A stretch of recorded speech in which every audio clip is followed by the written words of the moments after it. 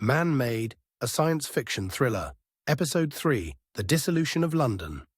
London, originally built by the Romans at that famous encircling bend in the Thames, had gradually migrated over the millennia until the heart of the modern city stood some 15 kilometers, almost due west from the Meridian building as the crow flies.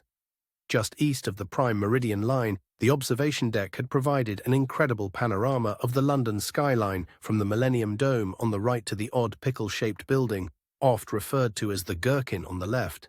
And in the centre, dead on at the end of Greenwich Park, was the Grand Queen's House that we have already established could be seen as missing from the position at 7 points. At the moment of inception of the event, London remained initially unscathed, according to several witnesses who had been on the observation deck.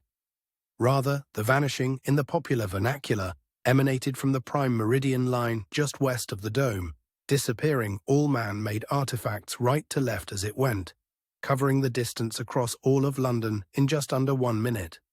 A common element among those few first-hand accounts is the inability of the interviewees to find words to describe the degree of their shock as they followed the progress of the line of dissolution sweeping toward the urban centre.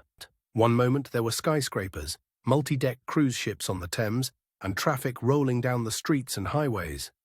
The next moment there were hundreds of people falling from the sky, sightseers plunging into the river, and carless drivers and passengers skidding across the roadbeds before rolling to a stop, limp and lifeless. The onlookers, for the most part, remained frozen in stunned silence as the plane of disruption moved inexorably across the land, though those who had family and friends in the old smoke began to scream and weep, and many fell to the cobblestones that remained beneath their shoes. Toward the right, in a delayed reaction, 2 geysers erupted from the river just above the Blackwall tunnels when the earth, no longer supported by the vanished lining, collapsed. That, coupled with the rising wails of those who had been on the bad side of the line or had loved ones in the old city, drew the rest of those on the fortunate side back into awareness, and the chaos then unfolded as has already been described from the perspectives of Subject Zero and those around him. As horrific as it was, this eyewitness experience did provide the first hard bit of data about the event. It was not something that had happened over a fixed area like the radius of a bomb blast, but something that was still happening. A process with a speed and a direction.